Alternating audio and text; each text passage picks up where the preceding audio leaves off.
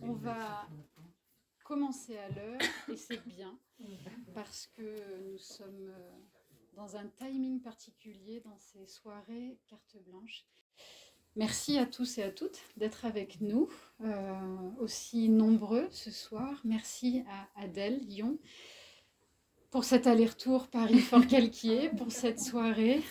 Voilà, c'est vraiment une joie, un bonheur. Tout s'est fait très vite et on est vraiment très heureux de te recevoir ce soir. Merci. C'est donc une invitation commune avec le cinéma Le Bourguet, donc pour une formule carte blanche que Adèle a acceptée, où on propose donc un temps de rencontre, qui est celui qui démarre maintenant, suivi d'une projection au cinéma d'un film choisi par notre invité. Il s'agit donc ce soir de Rebecca d'Hitchcock. Donc la projection à 20h45, suspense. Projection à 20h45 et entre deux, à l'issue de la rencontre, bien sûr, un temps pour des dédicaces pour celles et ceux qui le souhaitent et un grignotage ensemble ici. Vous avez fait, je vois pourquoi vous êtes là. On pourra aussi boire un coup. Voilà, donc on reçoit Adèle Lyon pour cet ouvrage. Mon vrai nom est Elisabeth, publié aux éditions du Sous-Sol. Et je dois commencer cette soirée en vous disant le choc qu'a été ce texte pour moi. Pardon, je le dis avec beaucoup d'émotion, mais voilà, c'est un moment précieux dans notre métier, la rencontre avec un texte et avec un texte aussi fort que celui-ci. Voilà, Adèle y raconte l'histoire de son aïeule, son arrière-grand-mère, surnommée Betsy. Son vrai nom est Elisabeth. Voilà. Et Adèle a mené pendant quelques années une enquête autour de la figure de cette aïeule. Ce que tu en savais, c'est qu'on disait que Betsy était folle. Elle a subi une lobotomie et elle a été internée de longues années. Voilà. Et c'est donc l'histoire de Betsy que raconte ce texte et que l'on va arpenter et dans lequel on va errer au long de cet échange. Ce texte, on y reviendra un peu plus. Il est très dense de par sa forme, parce que l'enquête n'est pas vraiment linéaire. Elle est faite, elle est retranscrite dans ce livre par des parties d'entretien, de récits, des échanges, des correspondances retrouvées de Betsy avec celui qui n'était pas encore son mari, André, dans les années 40, d'archives, donc je ne sais pas si je l'ai dit, mais voilà, c'est un corpus, un ensemble de textes assemblés, hybrides, fragmentaires, voilà, et qui font aussi dans cette forme toute la puissance, et je pèse mes mots. Voilà. Quand on rentre dans ce texte, bonsoir. Bonsoir. On rentre dans ce texte par un passage étonnant qui est un mail adressé par Jean-Louis Important à la fille cadette. Et ce que raconte ce premier texte, ce mail, c'est la décision de Jean-Louis Important, qui est un oncle, de mettre fin à ses jours. On est en janvier 2023. Nous, lecteurs, on rentre dans ce texte ici. Il a tout préparé. Depuis une dizaine d'années, il fait œuvre de disparition. Il a coupé les liens avec la famille et il décide en janvier 2023. Il a tout vendu, il s'est débarrassé de tout. Il adresse ce mail à sa sœur, lui disant qu'il va sauter du 7e étage. Voilà. Quelques pages plus loin, ta grand-mère a cette phrase. Elle raconte l'horreur de la mort de Jean-Louis Important. Et elle te dit, c'est le dernier chapitre de ton enquête. Moi, ma question, c'est pourquoi avoir choisi de commencer par cette scène ? Oui, parce qu'on peut s'attendre à ce que ça achève le texte, et d'une certaine manière, ça achève l'enquête, effectivement. Mais ça ouvre le texte. Et ça ouvre le texte parce que ça ouvre en réalité l'écriture. C'est-à-dire que disons que ça arrive comme dernier événement de l'histoire qui est porté par le destin d'Élisabeth et de tous ses descendants, et c'est la manière dont elle s'achève brutalement en fait par cette mort-là de Jean-Louis. Mais en revanche, c'est le moment où moi je prends conscience de la nécessité d'écrire cette histoire. Et aussi, je pense qu'au moment où ma grand-mère me dit c'est le dernier chapitre de ton enquête, elle me donne l'autorisation. En fait, c'est le dernier chapitre de ton histoire. Le fait d'utiliser le mot chapitre veut dire qu'elle m'autorise d'une certaine manière à ce que ça devienne un livre, puisque auparavant, on n'avait jamais mentionné, enfin, on n'avait jamais parlé ensemble du fait que ça prendrait cette forme de livre. On avait évoqué peut-être en podcast, parce que je faisais beaucoup d'enregistrements, une thèse, enfin, l'idée de la forme n'était pas encore établie. Et donc, le fait qu'elle emploie ce mot de chapitre, c'est comme si elle me disait, tu peux écrire une histoire, et je l'accepte, je te donne l'autorisation. Et donc, je pense que ces mots-là, peut-être un endroit un peu inconscient, hein, c'est pas forcément, je prends pas forcément conscience de ce que je vous dis là au moment où elle me le dit, mais quelque part je pense que ça initie l'écriture à l'endroit de son autorisation, et par ailleurs ça l'initie à un endroit d'aide, c'est pas le bon mot, mais de nécessité familiale, je pense, parce que je me rends compte avec cette mort extrêmement brutale que cette histoire a encore des conséquences sur les générations qui sont encore en vie, et donc que l'écrire et l'expliciter et la rendre lisible et visible, c'est aussi potentiellement éviter qu'elle continue son impact terrible à travers les membres de cette famille. Et donc il y a une sorte d'engagement de ma part, d'obligation de ma part à la transformer en mots et à la rendre visible. Donc la mort de Jean-Louis, la radicalité aussi de sa plume m'impose en quelque sorte le début de l'écriture, et aussi la radicalité d'une certaine écriture qui doit se tenir à cet endroit-là. Et je pense que c'est aussi pour ça que ce mail commence le texte et qui me dit cette histoire elle est à cet endroit-là d'émotion dans la famille, est-ce que tu peux le tenir, quoi. Quelque chose comme une sorte d'injonction. Le livre est construit en 3 grandes parties. Il y a donc cette première partie avec le mail de Jean-Louis, puis rideau, et on rentre dans une première partie. 3 grandes parties, à la suite de quoi une sorte de prologue. Et en fait, dans cette première partie, on a l'impression de plusieurs commencements. Donc on a démarré en introduction en janvier 2023, et au début de la première partie, on revient en 2020. En décembre 2020, dans un trajet en voiture que tu fais avec tes grands-parents, donc ta grand-mère, fille aînée de Betsy, donc d'Élisabeth, et ton grand-père, vous faites un voyage pour amener une voiture du Portugal vers la France. Il y a ce commencement-là, mais on a l'impression qu'il y en a plusieurs dans cette première partie. Les raisons à cette enquête, en fait, que tu vas entreprendre, il y a une scène, notamment dans ce trajet-là, où tu écris, assise seule sur la banquette arrière, je regarde ma grand-mère qui me tourne le dos. Il fait froid, elle porte un châle orangé qui remonte jusqu'à la base de ses cheveux. La pluie est si forte que seuls sont visibles les quelques mètres de bitume que nos roues avalent. Il n'y a rien à voir, rien à commenter, la direction de son regard la protège, c'est le moment. Ça, c'est un démarrage, mais il y en a d'autres. Est-ce que tu peux nous détailler les raisons, en fait, l'envie, cet élan, ce besoin de mener cette enquête, les différentes raisons. Oui, tout à fait. Je pense que les multiples démarrages du récit tel qu'il est raconté, ils tiennent aussi aux multiples étapes qu'il faut pour sortir quelque chose, enfin une histoire qui est aussi enfouie et dans ma propre mémoire, et dans la mémoire familiale, et dans la mémoire collective, parce qu'en fait il y a toutes ces strates-là quand même. Donc ce sont en quelque sorte toutes les étapes qu'il faut pour que j'admette consciemment qu'il s'agit d'une enquête que je suis en train de mener.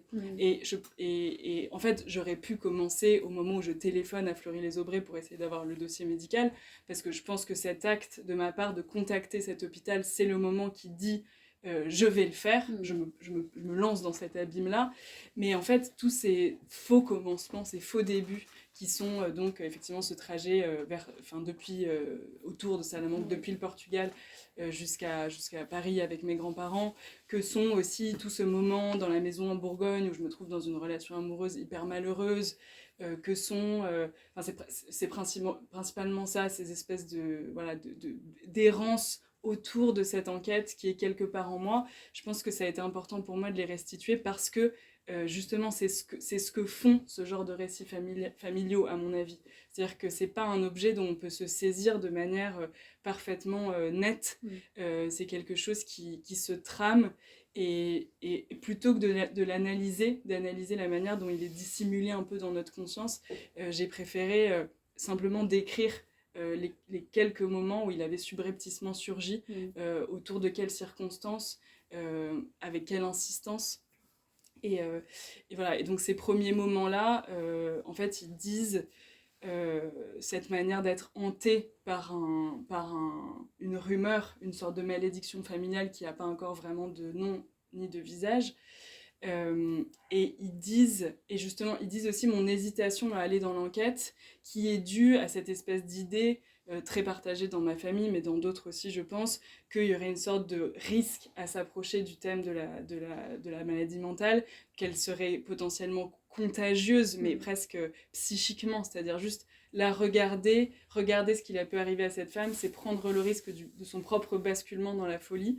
Et donc, je pense que ces hésitations, c'est aussi le pas que je n'arrive pas à franchir par peur. Un autre élan, j'en ai pas parlé, mais parmi les autres élans, il y a aussi ta carrière. Tu es chercheuse en études cinématographiques et il y a aussi c'est aussi la même période en fait, ce projet-là de travail autour de la figure du double fantôme. Ça c'est vraiment le début aveugle de cette enquête, c'est-à-dire un moment où ce n'était absolument pas conscient chez moi que ça était en jeu en fait, et c'est effectivement cette thématique du double fantôme. Donc en gros, je donnais des cours de cinéma à des étudiants de licence à cette époque-là, qui n'étaient pas des étudiants spécialisés, et donc c'était vraiment une initiation à l'histoire du cinéma, et je pouvais leur donner des cours sur à peu près tout ce que je voulais. Donc j'avais commencé par quelque chose d'assez classique, généraliste, sur l'histoire du cinéma occidental, principalement américain.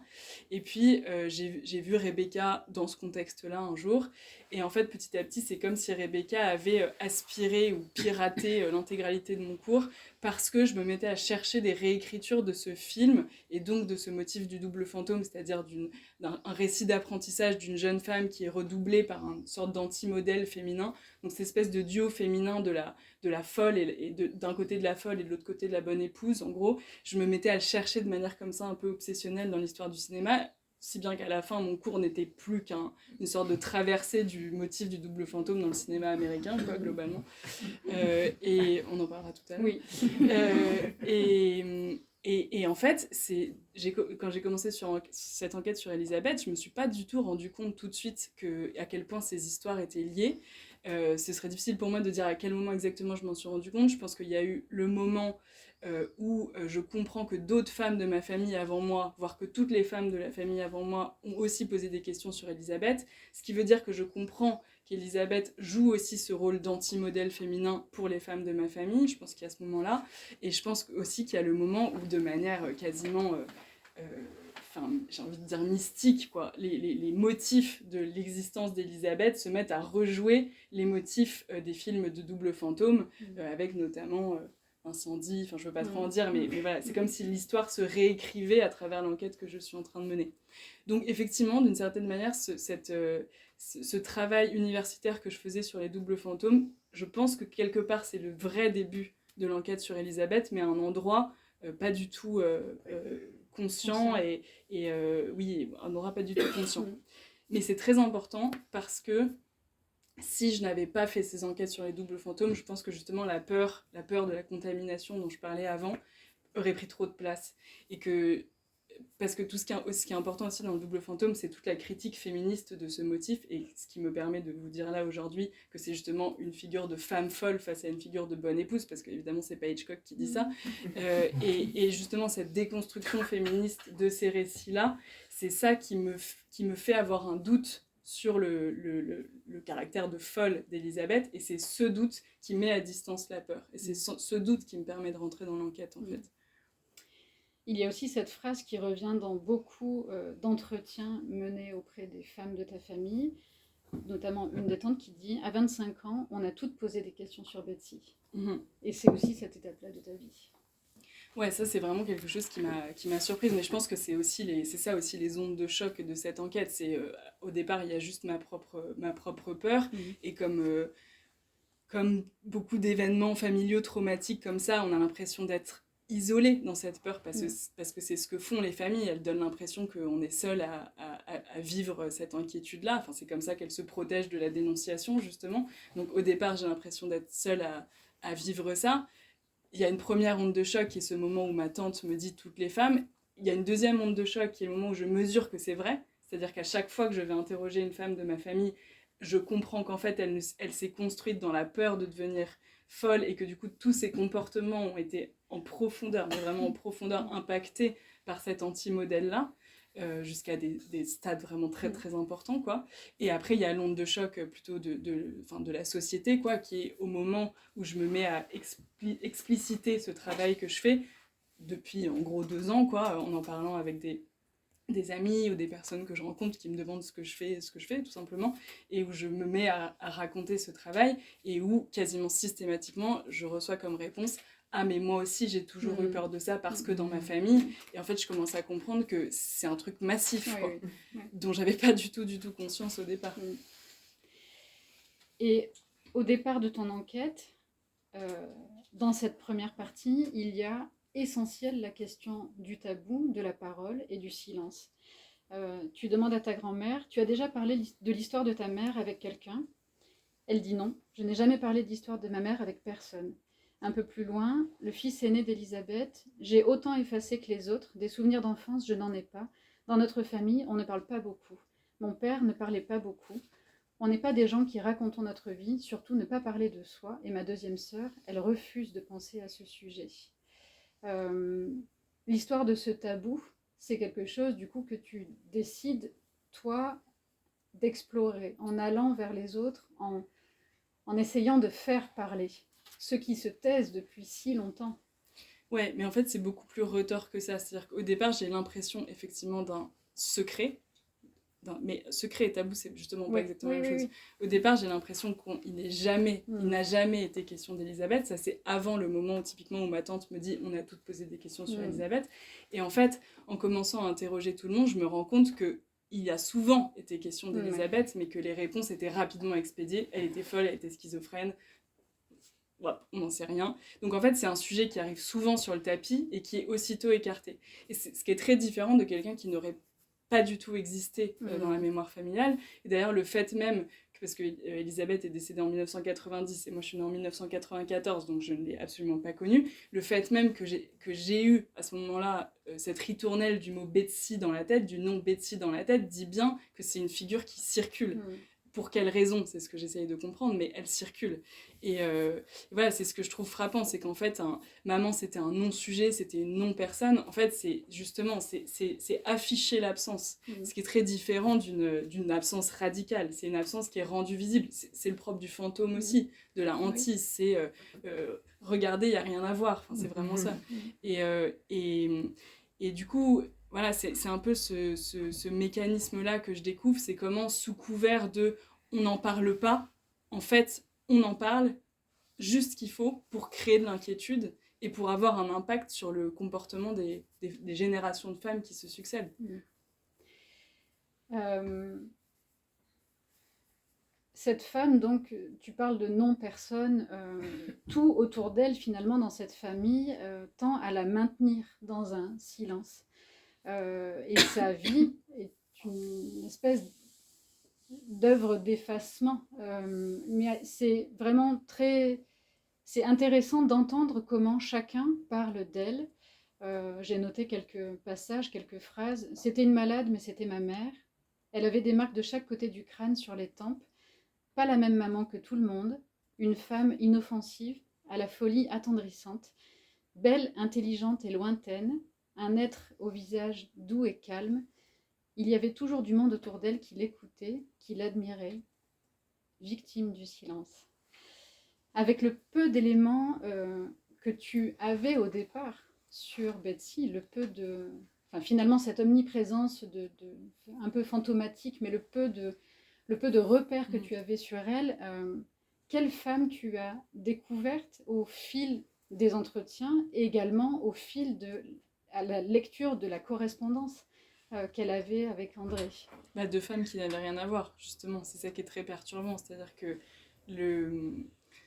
en fait, les entretiens me fabriquent le mythe de cette femme fragile qui n'a pas su tenir tête à un mari rigide, en gros, et donc, d'une certaine manière, donc je comprends que c'est quand même pas vraiment une maladie mentale dont il s'agit, mais ce qui est presque pire, d'un tempérament fragile, dans leur vision des choses, qui n'aurait pas réussi à résister à l'homme terrible, en fait, qu'elle a épousé. Donc, c'est-à-dire que dans les voix de ma famille, il y a une forme d'accusation qui est portée à l'encontre du mari, mais, et ce qui est quand même ultra retors, dont finalement Elisabeth elle-même serait responsable. Elle était trop fragile, elle n'a pas réussi à, donc c'est elle qui est responsable du fait que lui a été trop dur. Ça, c'est ce que je découvre. Ça, c'est le personnage que je découvre, en gros, principalement par les entretiens. Et après, il y a le personnage que je découvre par les archives, et principalement par les lettres, et qui est à l'opposé de ça. Donc, c'est-à-dire que même... donc, il y a un premier niveau de destruction qui est « elle était folle », ça, c'est par les entretiens, et ensuite, il y a un deuxième niveau de destruction qui est « elle était forte », en fait. Et donc ça, je me souviens très bien du moment, ce moment où ma grand-mère m'a donné les lettres, c'était quand même incroyable parce que je pensais qu'il n'y avait rien, et elle me dit qu'il reste toute une correspondance. Et en fait, c'est à la hauteur de ce que j'imaginais, c'est-à-dire que moi, elle me parle d'une correspondance, j'imagine des centaines de lettres, et il y avait des centaines de lettres, enfin réellement, quoi. Et écrite à qui ? Entre André et Elisabeth. Alors, ma seule déception, entre guillemets, c'est que j'imaginais la correspondance de toute une vie, surtout qu'à ce moment-là, j'avais compris qu'elle avait passé beaucoup d'années, c'est-à-dire 17 ans en hôpital psychiatrique. Donc, j'imagine une correspondance qui inclut cette période, que nenni, ça risquait pas. C'est la correspondance qui date en immense majorité d'avant leur mariage, donc en 1940. En gros, les immenses... Alors, ça, c'est une vaste question, mais à laquelle je ne peux pas donner de réponse unilatérale, très franchement. Mais ce que je voulais dire, oui, donc du coup, ma grand-mère me dit qu'il y a ces lettres. En même temps qu'elle me les remet, elle me dit qu'elle ne les a pas lues. Et mon grand-père, qui est toujours beaucoup plus au courant, finalement, et qui a la mémoire de ma grand-mère, puisqu'elle oublie tout, très volontairement, me dit, moi, je les ai lues, les lettres. Et tu vas voir, c'est terrible parce que on voit une femme qui est en train de se faire coloniser en gros par un mari toxique et qui lui impose des choses face auxquelles elle n'est pas en mesure de dire non. Et il me dit, et c'est d'autant plus important que ce soit dit par mon grand-père que mes grands-parents sont fêtent leurs 65 ans de mariage, je pense, cette année, donc eux-mêmes sont le couple qui a fonctionné, le couple qui dure, et mon grand-père vraiment analyse dans cette correspondance les marques de l'amour qui ne va pas fonctionner, mais par expérience d'une certaine manière. Et donc ce qui me livre comme expérience de la lecture avant que je les ai lus, c'est ça, c'est le couple qui ne peut pas fonctionner parce qu'elle était trop fragile. Et il y a une accusation dans sa parole, d'une certaine manière. Donc moi je prends les lettres comme ça. Et je les ai lus, c'est une énorme masse qu'il faut déchiffrer à chaque fois, donc je les ai pas lus d'un coup en une semaine, c'est pas ça qui s'est passé, en fait je les ai déchiffrées tout au long de mon enquête, elles m'ont servi de fil conducteur tout au long des 3 ans que ça a duré, et je découvre l'inverse, c'est-à-dire, et ça je m'y attendais, mais pas du tout, c'est-à-dire que découvrir une femme dans ce milieu social-là, qui est capable de dire... j'ai besoin de plus de liberté que la plupart des jeunes filles, je n'ai pas un instinct maternel très développé, j'aimerais avoir un métier, mais alors je choisirais un métier qui m'offre une autonomie financière, enfin on marche sur la tête là quand même, dans ce milieu social là.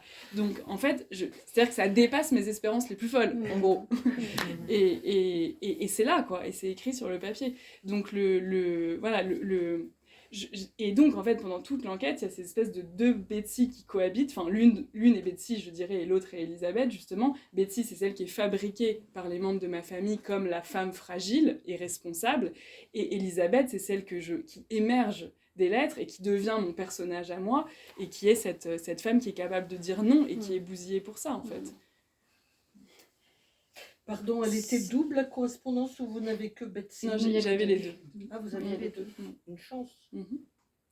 Hélas. Pour donc ce mystère, ces découvertes progressives, ce silence et cette parole refusée induisent, on le sent dans toute cette première partie, une précaution pour aborder le sujet auprès des membres de ta famille. Par exemple, dans ce trajet donc en voiture du Portugal vers la France, il y a cette phrase: je demande à ma grand-mère qui s'est occupée d'elle quand elle était enfant. Parfois, il y a des détours. Je dis: Betsy, ta mère, elle n'était pas là? Un peu plus loin, mais en fait, qu'est-ce qu'elle avait, ta mère? Et puis, auprès d'un oncle, un jour, qui rend visite à la famille, j'ai abordé le sujet la première, j'ai prononcé son nom, Betsy. C'est suffisant pour le faire parler comme une bulle sur le point d'éclater, transparente, invisible, mais qui maintenant est là, immense, gonflée, si fragile. Au fil de cette enquête, la parole s'est déliée plus facilement. Bonne question. En fait, mes stratégies ont vraiment changé parce que ce qui est assez fou, c'est que donc au départ c'est un non-sujet, mais en fait à partir du moment où on a percé la bulle, ça éclate de partout, quoi. Ouais. Et donc au début, je n'ai fait que ça, des espèces de stratégies pour ne pas aborder le sujet frontalement, avec ma grand-mère principalement. La phrase que tu cites avec mon oncle, c'était encore un moment où personne ne savait que je posais des questions sur Elisabeth, donc j'ai besoin de mettre juste cette petite goutte Betsy et il se passe quelque chose. Mais ensuite, la plupart des entretiens, je les ai réalisés après le suicide de Jean-Louis, justement, donc en 2023. Et là, tout le monde savait que je faisais cette enquête, non pas parce que j'en avais parlé à tout le monde, mais parce que c'est vraiment... On enflamme l'allumette et tout prend feu, c'est-à-dire que c'était tellement à vif que, en fait, à partir du moment où le sujet est lancé, il s'est vraiment répandu comme une traînée de poudre. Et donc, ce qui était très beau, c'est que souvent, j'arrivais dans des situations d'entretien avec des gens qui, contrairement à ma grand-mère au tout début, avaient déjà commencé à réaborder le sujet, en avaient parlé à leurs enfants, souvent, ou... À l'inverse, cette enquête permettait à leurs enfants d'en parler avec eux. Et donc la parole, souvent, c'était déjà délié à plein d'endroits au moment où je fais ces entretiens. Et donc ce qui se passe à ce moment-là, je suis plus du tout dans la même situation d'entretien, c'est que j'arrive avec mon enregistreur que je pose sur la table, je dis rien.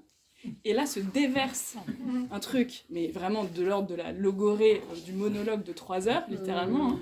Et en fait, et donc je sens cette espèce de poche, quoi, qui avait juste besoin d'être crevée, d'abcès, quoi, et qui se déverse sur moi. Et ce qui a donc rien à voir avec la situation de départ. Et en fait, et donc par rapport au début, quand je posais des questions, après, tout mon travail a plus consisté à retenir le flow, à encadrer ça, qu'à chercher à générer des révélations. J'avais plus besoin de rien dire. C'était... mais aussi des gens qui n'ont pas parlé pendant 70 ans, quoi. Et donc qui sont en mal de parole profondément. Tu décris à plusieurs endroits comment la famille vit ta démarche. Un des oncles te dit: l'histoire de Betsy, elle appartient à toute la famille, elle nous appartient à tous. Un peu plus loin, ta grand-mère: je te remercie de faire ces recherches car je serais heureuse de savoir avant de mourir. À un autre endroit, je crois que c'est ta grand-mère aussi qui te dit: ça va être écrit, ça va être diffusé, les gens liront, écouteront, feront ce qu'ils voudront, mais ce sera là. Encore ta grand-mère plus loin: je n'ai pas de curiosité pour ça, elle le dit souvent, je crois. Ce ne sont pas mes affaires. Si je dois apprendre quelque chose, je l'apprendrai par tes yeux et par ta bouche. Et un peu plus loin, une autre proche, je crois que c'est une tante: il faut que tu clôtures cette histoire pour commencer à vivre. En rapprochant ces paroles, cette nécessité d'en parler finalement, enfin voilà, cette bulle qui éclate, ce travail autour de la figure du double fantôme, au fond ce texte, c'est aussi et surtout une œuvre d'émancipation pour toi, pour tous les membres de la famille, une sorte de cassure dans cette croyance en une hérédité. c'est ce que j'aimerais qu'il soit, c'est ce qu'il est en partie pour, j'allais dire certains, mais plutôt certaines en l'occurrence. Mais en fait, les positions qui sont celles de ma famille dans le texte, c'est-à-dire ceux qui se font à la nécessité de la parole au fur et à mesure de l'enquête d'un côté, et ceux qui sont farouchement, voire agressivement opposés à la circulation de cette parole, sur cette même idée que soit, si on aborde ces sujets-là, ils deviennent contagieux, donc c'est dangereux, soit il ne faut jamais parler des choses parce que sinon il y a tellement de choses qui vont nous éclater à la figure que ça va briser la famille, avec cette idée qu'il faut surtout que l'institution familiale se préserve quoi qu'il en coûte. Donc ces deux postures-là, en fait, elles se vérifient à l'issue de la... Enfin, c'est aussi le résultat de cette enquête sur ma famille, c'est-à-dire que voilà, ceux qui pour qui la parole est bénéfique, j'ai reçu beaucoup de réactions qui me disent... qui sont souvent comme adressées aux générations à venir, c'est-à-dire merci pour mes filles, presque. Elles ne porteront pas ce poids-là. Et à l'inverse, j'ai vraiment ceux qui refusent de lire avec l'idée que je ne sais pas ce qui peut m'arriver si je m'approche de ce livre, quoi. Comme si le livre était devenu l'incarnation d'Elisabeth à lui seul, quoi. Il porte le fantôme, il porte la malédiction, c'est vraiment le livre qui brûle. Je lis un passage dans les pages consacrées à Rebecca et à la figure du double fantôme. Très vite, donc tu dis, très vite je me suis passionnée pour ce motif du double fantôme. J'ai commencé à le voir partout, mais je crois qu'il était partout. Rebecca, Laura, Dragonwyck, Vertigo. Au départ, le double fantôme sert surtout à diaboliser un certain modèle de féminité dans un contexte de forts bouleversements sociaux, où la femme se met à travailler, gagne en autonomie financière et en désir d'indépendance. Il apparaît comme le symptôme d'une masculinité inquiète, soucieuse de conserver la répartition traditionnelle des rôles en intervenant directement sur l'imaginaire féminin. Le double fantôme se met à dire autre chose, la découverte du désir, la mue d'une femme qui vieillit, le besoin des hommes de s'affaiblir pour aimer, des femmes hantées par d'autres femmes qui les aident à grandir. À 25 ans, on a toutes posé des questions sur Betsy. Je décide que ma thèse portera sur les doubles fantômes. Il y a un autre passage, alors qu'il me semble clé, mais en fait, ce livre est plein de clés. Mais si tu veux bien, je te propose, toi, de le lire. Qu'est-ce que c'est ? C'est ce passage-là, le récit que te fait le jeune frère de Betsy, si tu veux bien le lire à partir de là, et je crois jusqu'à... Ah, c'est marrant que tu choisisses celui-là. On ne demande jamais de le lire et tu as raison, il est très très clé. Non mais c'est vrai, c'est la première fois que j'ai l'impression qu'on me livre une clé dans cette enquête, ce moment-là en particulier. Donc effectivement, c'est le moment où je rencontre pour la première fois le petit frère d'Elisabeth, qui est né en 1932, si je ne me trompe pas, alors qu'elle est née en 1916. Donc vraiment... bien plus jeune qu'elle. Il est petit garçon. Pour lui, la maison de la rue de la République est un terrain de jeu. Il n'y a pas de tabou. Il entre comme ça, ouvre les portes comme ça. Un jour, il pénètre dans la pièce qui est la chambre d'André et Betsy. Il est 14h, après le déjeuner. Betsy est dans le noir, les rideaux sont fermés, les volets aussi. Il n'y a pas de lumière. L'enfant dit à sa grande sœur : « Que fais-tu dans le noir ?» Alors elle lui répond : « Je sens que je deviens folle, mais je n'y peux rien. » Je sens que je deviens folle, mais je n'y peux rien. Ça m'a fait, dit le frère, j'ai tout compris. Qu'elle ne mange pas, qu'elle se taise devant André à table, qu'elle ne réponde pas quand André disait « Je te l'ordonne, mange », qu'elle ne se lève pas, qu'elle reste dans le noir, qu'elle n'ait pas ouvert les volets, les rideaux, rien. Moi, ça m'a fait... Je ne l'ai dit à personne. Les premiers à qui j'en ai parlé, c'est ma femme, des années plus tard, quand on s'est mariés. Le frère se tait. Je peux presque apercevoir dans ses pupilles serrées et vives le visage de sa sœur, un ovale pâle dans un halo d'obscurité. Que pouvais-je répondre, il dit. Je crois que je suis partie. La phrase résonnait dans ma tête et j'ai pensé, sa maladie est grave.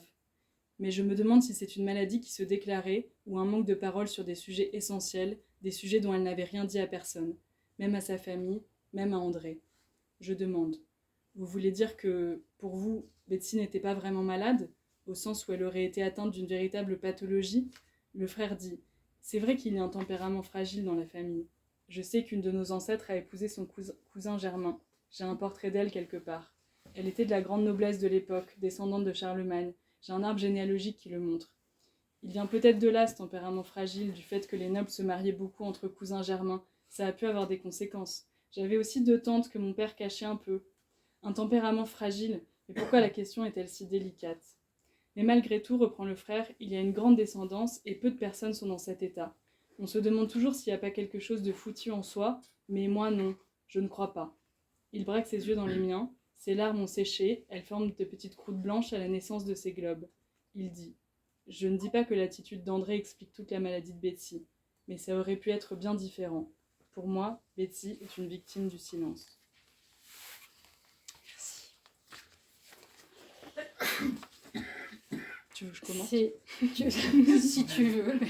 Non, mais parce que c'est vrai qu'en le relisant, il y a beaucoup de choses importantes dans ce passage. La première, c'est de revoir en fait que la chose qui me préoccupait, c'était est-ce qu'elle était atteinte d'une vraie pathologie. Ouais. Ce qui est très curieux aujourd'hui quand je le relis, qui est de voir c'est vraiment cette posture dans laquelle j'étais de est-ce que génétiquement ça risque de m'arriver, quoi. Et j'avais vraiment cette question-là. Et ensuite, c'est la première fois que quelqu'un ouvre la possibilité que ce ne soit justement pas une pathologie organiquement située, mais qu'il y ait une responsabilité du mari, que j'ai très bien connu, hein, c'est mon grand-père, pardon, dans la maladie de Betsy. Et ce moment où il me dit, pour moi, Betsy est une victime du silence, c'est un énorme choc, parce que c'est le premier qui donne un coup dans la statue. Et c'est, enfin voilà, en fait, ça n'existait pas avant cette possibilité n'existait pas avant cette formulation. Une des grandes forces, parmi les grandes forces de cet ensemble et de ce texte, c'est vraiment de deviner, c'est vraiment les contours que tu dessines de Betsy, ce que tu découvres d'Elisabeth. Également une grande émotion, c'est celle de la lire. Et dès la première de couverture, de l'entendre. Mon vrai nom est Elisabeth. Et je vais lire quelques très courts passages de leur correspondance donc à André et Betsy. Juste des petits extraits. En janvier 1940, donc ils ne sont pas encore mariés, André écrit à Betsy dans un courrier: j'ai l'impression que vous vous méprenez sur mon compte. J'ai beaucoup de défauts, mon égoïsme en particulier est féroce. Enfin, puisque nous sommes embarqués, j'espère que vous me corrigerez. N'ayez pas peur de me dire toute la vérité. J'ai un bon estomac et j'encaisse tout. Mais moi j'ai peur que ma brutalité ne vous fasse du mal. Je vous en prie, pardonnez-moi tout le mal que je pourrais vous faire et aidez-moi à acquérir de la douceur. Un peu plus loin, en février 1940, il lui écrit: vous me dites que je n'aurai aucune responsabilité envers vous, que vous le vouliez ou non, j'aurai une grande responsabilité. Car le Seigneur a voulu qu'un mari conduise sa femme. Sans doute, vous êtes libre, mais jusqu'à un certain point seulement, car je suis votre chef, la Providence m'a institué tel. Fallait l'épouser, quoi. Et on lit Betsy en juillet 1940, qui lui écrit: nous n'avons pas passé notre enfance ensemble, nous n'avons jamais joué ensemble, nous n'avons été que fiancés ensemble, et ce n'est presque rien. Je vous demande, malgré cela, de me considérer comme une amie, plus qu'une amie si vous le voulez, mais pas moins. Cela veut dire que je ne serai pas très heureuse si vous me mettez dans une petite case à part. Je suis fort exigeante, et comme je ne tiens pas seulement de l'ange, mais aussi de la bête, je voudrais que vous me mettiez dans le plus grand nombre possible de vos cases humaines. Ce n'est pas tout. Pour me rendre heureuse, je vous demande aussi de considérer mon tempérament. Le tempérament, c'est un tout que l'on ne peut modifier sans se tuer physiquement et moralement.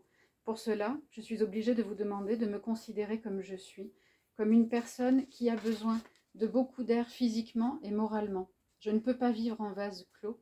Je n'ai malheureusement rien de la jeune fille douce et suave. Je vous obéirai toujours, mais j'ai besoin de beaucoup de liberté, plus que la plupart des jeunes filles. Si j'use mal de cette liberté, vous aurez à me le faire remarquer. On perçoit en effet Mais ce qui est terrible dans ces lettres, et après, bon, c'est bien sûr le travail de montage que je fais sur une masse qui était beaucoup plus importante, mais c'est l'ironie tragique qu'elles contiennent très souvent. C'est-à-dire qu'il y a des passages dont on a l'impression qu'ils sont des annonces quoi, de ce qui va arriver, et que tout était déjà là, contenu quoi, dans cet embryon de relation. Et oui, moi, c'est ça souvent qui me frappait dans ces lettres, c'est le drame qu'elles contenaient déjà. Et ça allait se passer de la manière dont c'était déjà écrit, en fait. On parle de drame. Partie 2. La partie 2, elle, s'ouvre sur des recherches que tu fais autour de la lobotomie. Betsy, donc, on le découvre, est diagnostiquée schizophrène et on lui fera subir une lobotomie en 1949. 1950. Voilà. Donc, dès les premières pages de cette deuxième partie, tu nous emmènes presque dans une partie proche d'un essai historique sur l'histoire de la lobotomie, sa création par un Portugais, Egas Moniz, et reprise par un Américain, Walter Freeman. Qu'est-ce que tu sais au début de cette enquête de l'histoire de la lobotomie Déjà, il y a une chose que je voudrais dire sur cette partie 2, c'est que comme... là, on entend beaucoup... Il y a beaucoup de gens qui résument le propos du livre, donc souvent les lecteurs ou les lectrices, quand ils commencent, ils savent déjà qu'il sera question de lobotomie, mais en fait, tel que je l'avais pensé, il n'en est jamais question avant le début de cette partie 2, et l'idée, c'était aussi d'essayer de cerner tout ce qu'il y avait d'autre à comprendre avant d'entrer dans cette espèce de drame fondamental et extrême, en fait, qu'a été la lobotomie.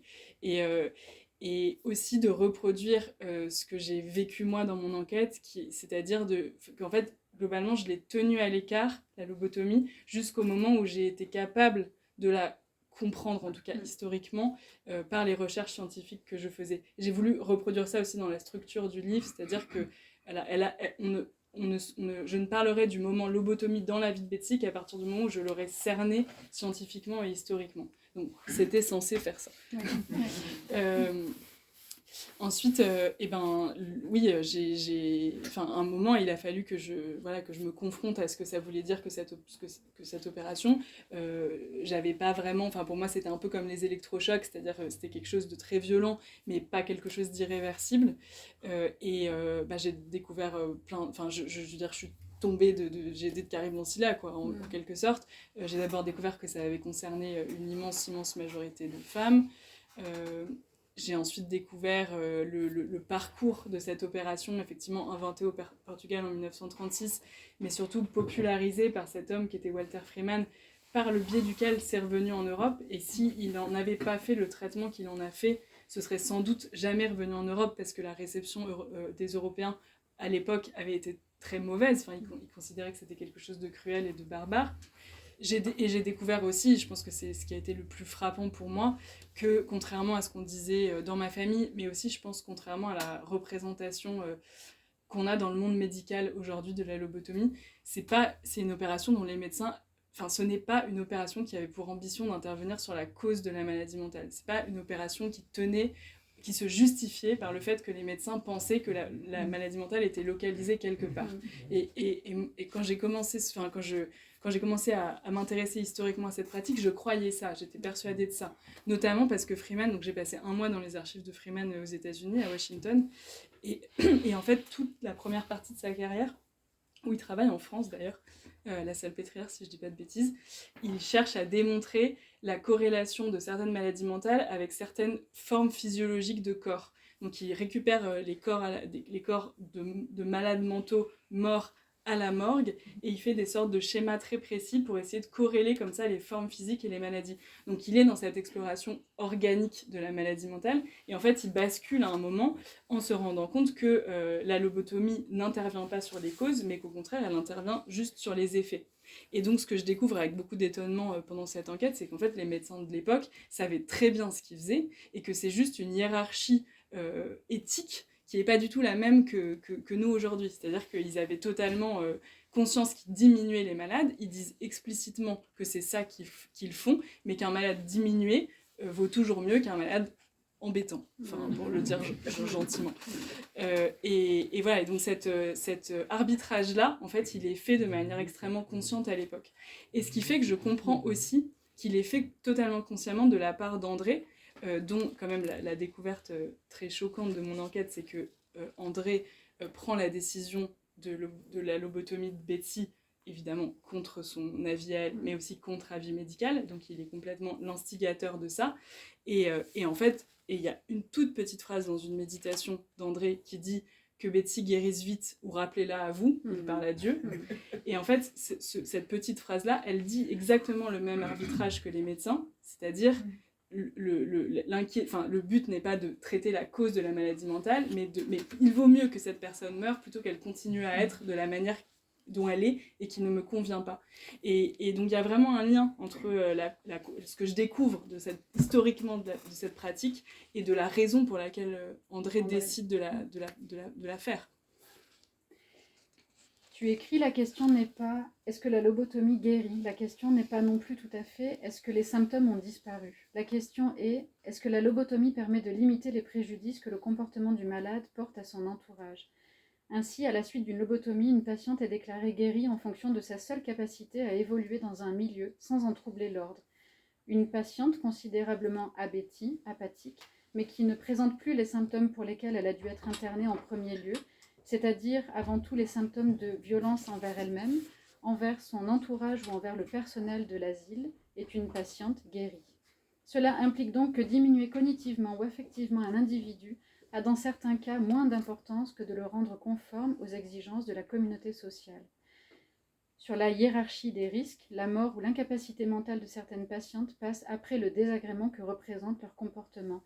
Sans cela, comment comprendre qu'un traitement comportant entre 5% et 8% de risque de mortalité, un pourcentage d'amélioration des symptômes sur le long terme confinant au ridicule et une certitude de diminution des capacités cognitives, ce pourcentage, lui, est rarement présenté, ait pu être prescrit chez des patientes qui ne sont pas en danger de mort par des psychiatres de toute mouvance parfaitement conscients des risques. Mieux vaut ne pas vivre ou vivre à moitié que de déranger la société humaine à laquelle on appartient. Mais en fait, il faut comprendre un truc que je ne dis pas dans le livre, qui est la raison de cette argumentation, et qui est la chose suivante. Parce que j'explique très rarement quand même comment je trouve les archives, enfin je veux dire, les documents interviennent dans le texte comme ça. Mais ce qui se passe, pour celles et ceux qui l'ont lu, il y a un extrait d'une thèse d'André Béjot, qui était interne à Fleury-les-Aubrais, et qui s'avère être le cas de mon arrière-grand-mère qui est exploré. C'est cette thèse qui me révèle que le mari a pris la décision contre avis médical, puisque j'ai jamais trouvé le dossier médical de Betsy. Donc je découvre ça par cette thèse. Cette thèse, en fait, je l'ai trouvée très tôt dans mon enquête, mais genre vraiment très tôt. Et en fait, je savais que je ne pouvais... À la fois, c'était un document fondamental que je devais montrer à ma grand-mère et aux enfants d'Elisabeth. Je ne pouvais pas ne pas le faire, et en même temps, je ne pouvais pas le leur donner comme ça. Il fallait qu'il repose sur quelque chose, il fallait que je puisse démontrer ce qu'il disait, et il fallait que je comprenne aussi ce que ça impliquait réellement que le mari ait pris la décision contre avis médical. Et en fait, et donc du coup aussi cet argumentaire-là en particulier, c'est ça, c'est comment appuyer le document qui va suivre, qui suit d'ailleurs à peu de choses près dans le texte, c'est comment le faire reposer sur un socle stable pour pouvoir présenter le document d'André Béjot à ma famille. Et voilà, donc c'est-à-dire que même, je le dis parce que même l'argumentation qu'on pourrait qualifier de plus de chercheuse, qui est plus ce rapport argumentatif à l'écriture que j'ai développé par ailleurs, en fait, lui aussi, il est ancré dans une nécessité qui est intime et familiale, et pas une nécessité qui est scientifique. Et c'est quand même ça veut dire qu'il y a le nom marqué dans la thèse? Bah non, bien sûr, parce que c'était anonymisé. Comment bon, je vous lirai la thèse, vous n'aurez pas de doute. Pardon?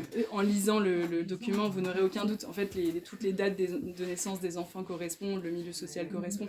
Et en l'occurrence, dans la thèse, il y avait quand même les 2 premières lettres du nom. Oui, mais enfin, dans une thèse, on ne publie pas les noms... Il y avait les 2 premières lettres du nom. D'accord. Mais enfin, il n'y avait pas le nom... Non. Lors d'un entretien, le fils aîné celui que tu appelles le fils aîné, a cette phrase. Donc cette histoire, grosso modo, c'est André qui n'est pas mûr, qui n'a pas lu et qui suit un très très mauvais conseil.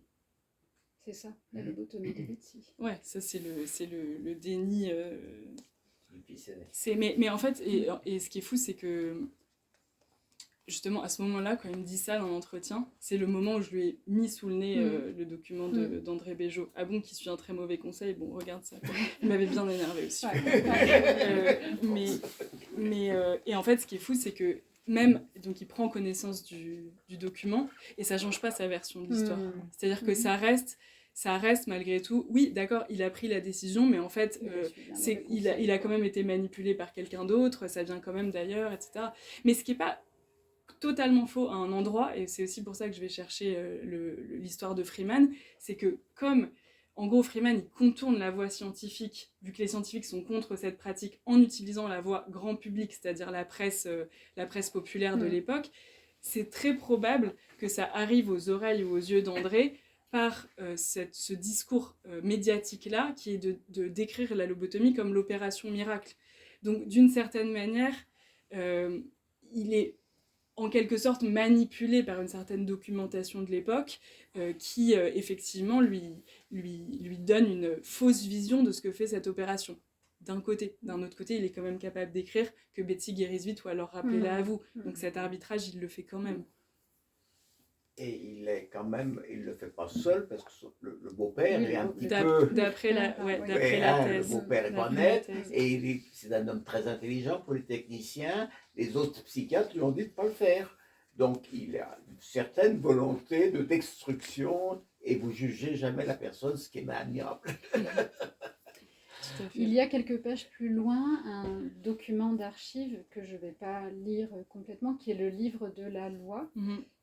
Ça, c'est un document... Le livre de la loi, c'est dès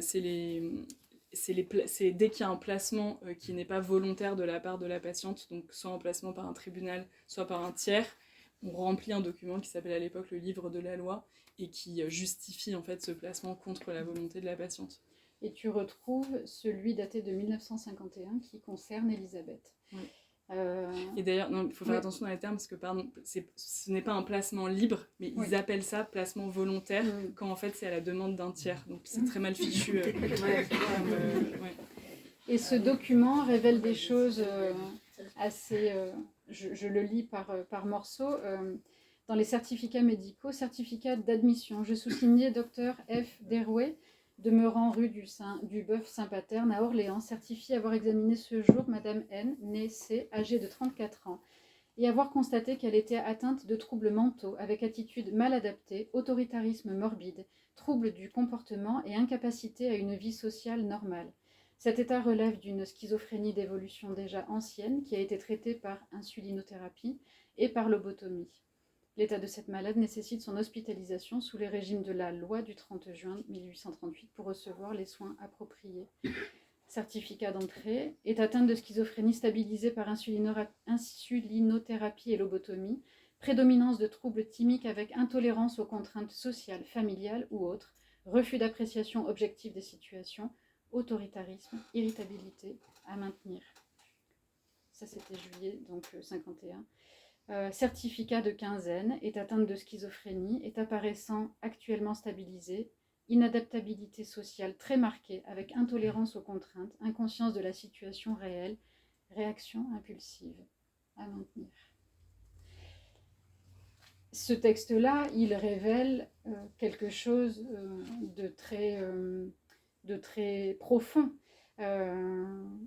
et que tu décortiques un peu plus loin, qui est celui d'une colère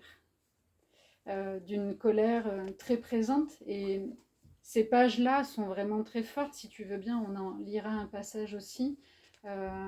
C'est peut-être ça aussi dont héritent les femmes de la famille, ce tempérament de feu, ce tempérament fort, cette colère, voilà, vraiment très profonde. Ouais, c'est quelque chose dont je prends conscience assez tardivement, mais qui est ouvert par la découverte de ce document qui, elle, arrive assez tard, cette découverte-là, et qui en fait, dont je comprends, évidemment, tout le descriptif de cette maladie, de ces troubles, de ces symptômes, je ne sais même pas comment les appeler, n'a évidemment rien à voir avec de la schizophrénie.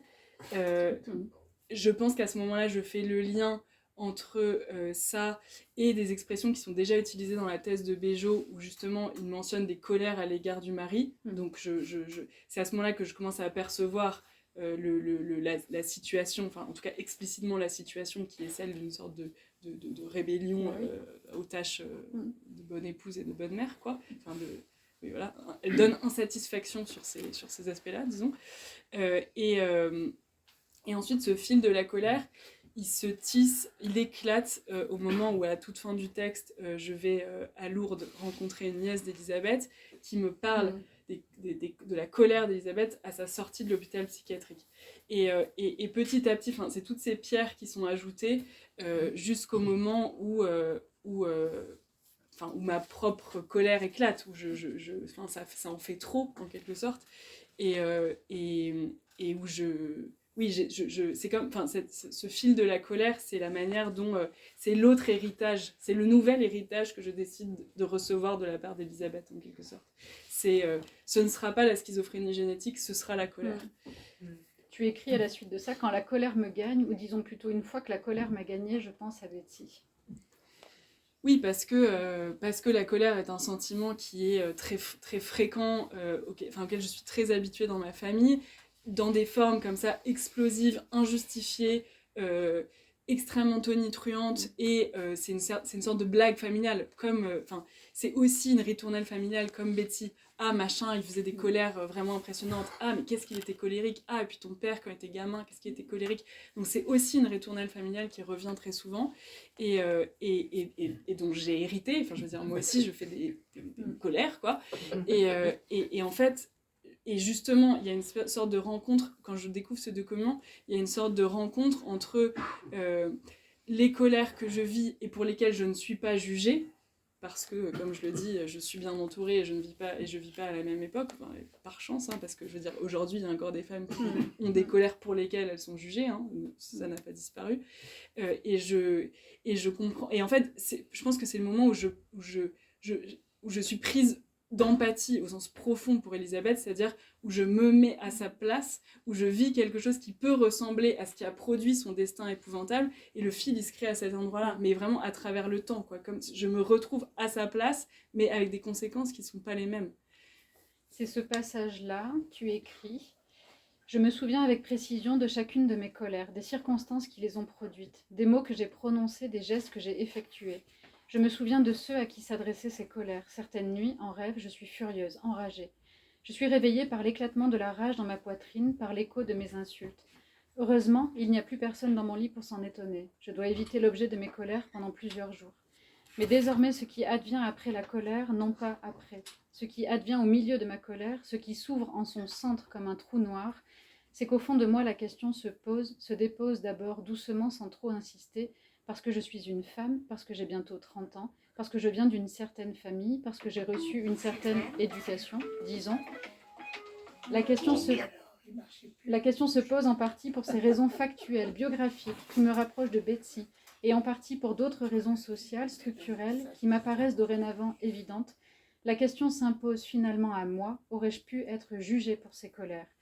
Juger est un euphémisme, il faudrait plutôt dire condamner son procès.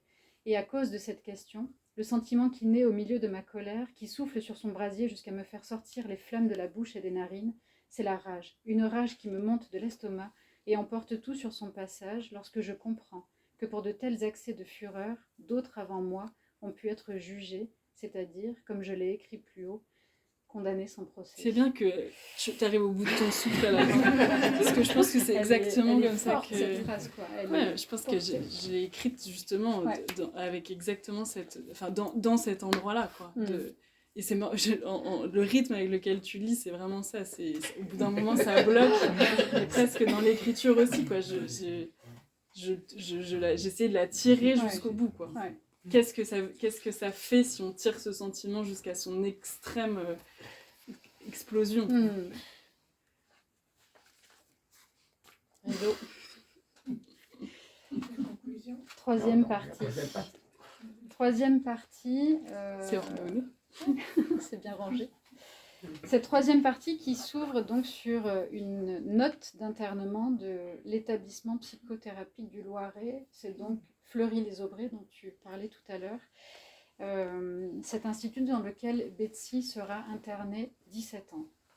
Et tu mènes des entretiens avec Roselyne et Daniel, qui étaient 2 infirmiers qui te racontent les conditions d'enfermement. Donc, Elisabeth y est de 1950 à 1967. Ouais. Elle sort en 67. Voilà, sur leurs paroles. C'est aussi une étape.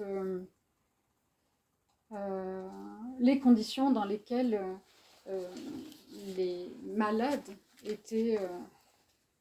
Oui, tout à fait. Après, c'est un moment où je pense que mon enquête je prends un peu le large par rapport à mon enquête, d'une certaine manière, puisque, en fait, ça me fait sortir de la famille, quand même, malgré tout. C'est un moment, c'est peut-être le moment le plus proche du road trip aussi, qui est un peu dans ce texte-là, c'est-à-dire que je me suis quand même retrouvée dans les endroits les plus inattendus, parfois les plus absurdes, au fur et à mesure que j'en découvrais davantage sur son existence. Et voilà, il se passe des rencontres comme ça qui sont aussi des rencontres vraiment profondément humaines. Enfin, Daniel et Roselyne, c'est pas juste des gens qui m'ont appris quelque chose sur Fleury, c'est aussi des chocs un peu quelque part et parfois pas si loin des membres de ma famille, c'est-à-dire c'est des gens qui n'ont pas eu d'espace de parole vraiment dans leur vie, avec des conditions de travail hyper compliquées et aucun moment pour avoir un retour critique par la discussion sur leur expérience de ce travail-là. Et c'est aussi du coup comme s'il y avait un espace qui s'ouvrait pour ça, et ils le font... alors chez ma famille c'est une sorte de vomi involontaire, chez eux au contraire mais il y a cette même dimension de flow vraiment quoi, mais avec une extrême générosité quoi. Et c'est aussi pour ça que dans ce moment-là, contrairement à toute la partie sur l'histoire de la lobotomie, j'ai pas cherché du tout à redoubler leurs paroles par une enquête historique sur ce qu'aurait été la psychiatrie de la deuxième moitié du XXe siècle. Je l'ai pas fait. Ma vérité, ma conception de ce moment-là de l'histoire s'arrête à leurs paroles et à ce qu'ils m'en ont raconté. Et en fait, j'ai pas été au-delà et j'en sais pas vraiment plus, pour être honnête, mais très volontairement. C'est-à-dire que j'avais envie et besoin que leur expérience fasse droit, fasse sens, suffise à signifier. Et voilà. Et c'est comme ça que j'ai essayé de le restituer. Tu réalises à ce moment-là aussi le rôle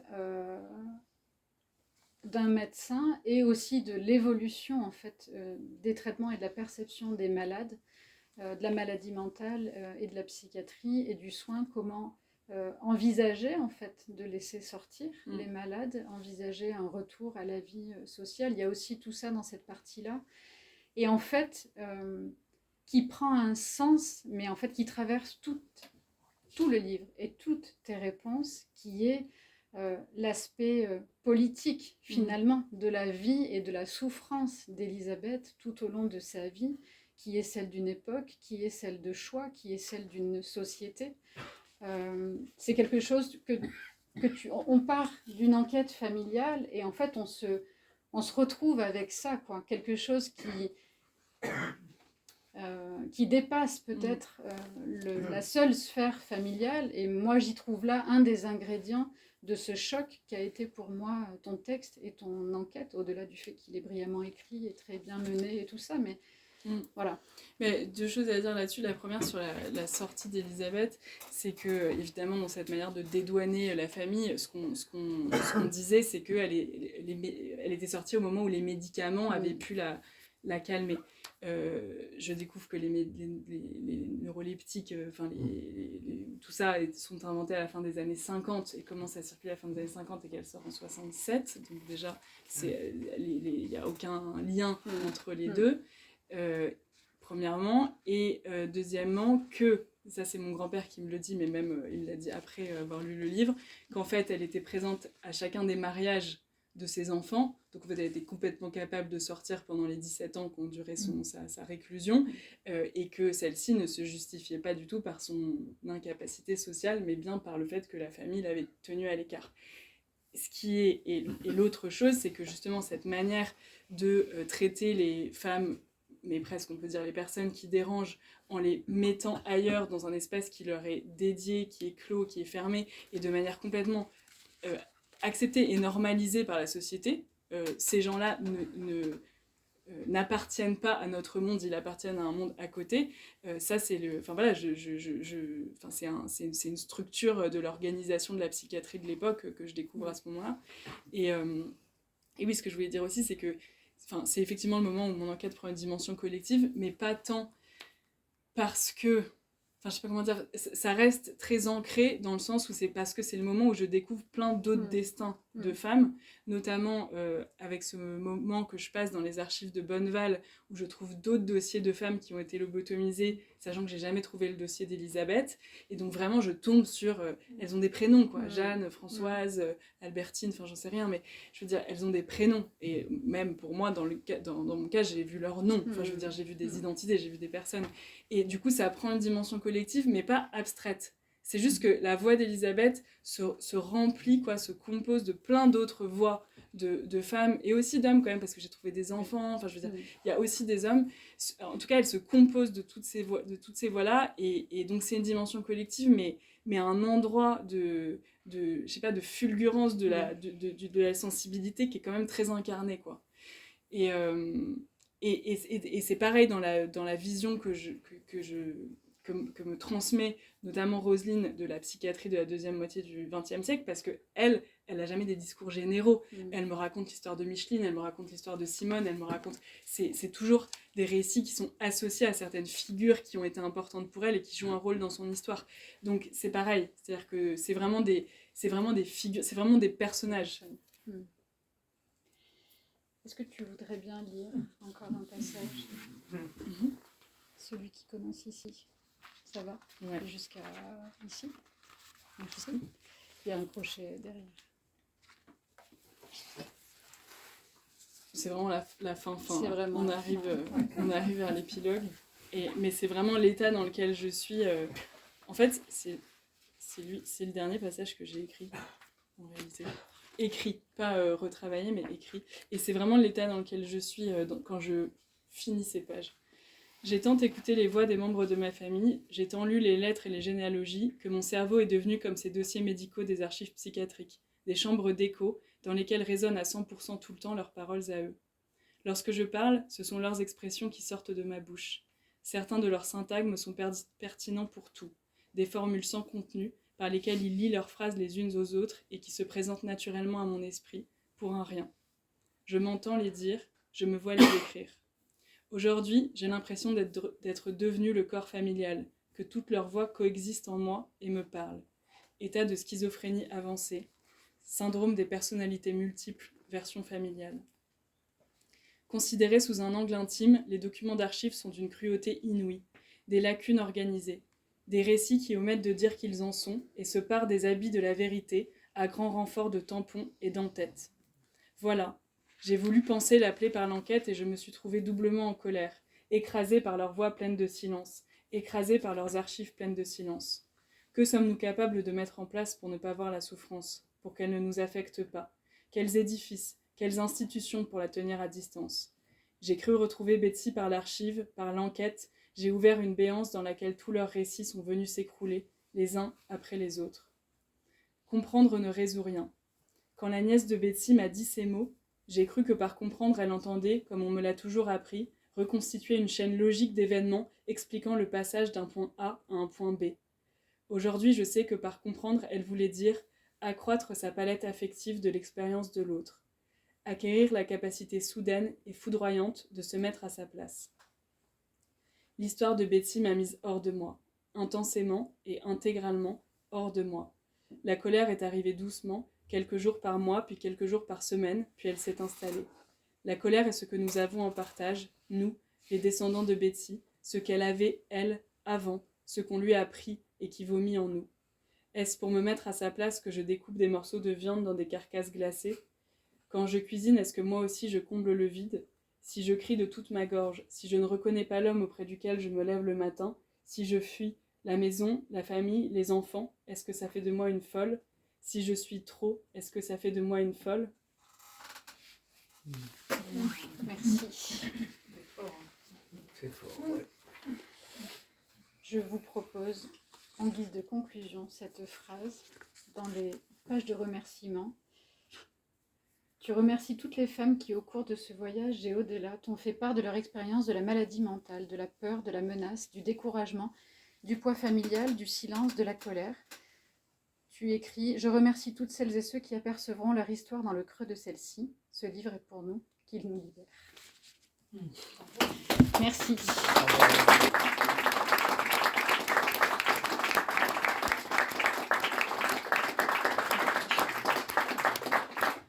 On va installer des tables, un coup à boire, et puis pour celles et ceux d'entre vous qui le souhaitent, Adèle peut vous dédicacer des livres. Je pense que vous pouvez aussi, Oui, on peut aussi. voilà, les poser à Adèle directement.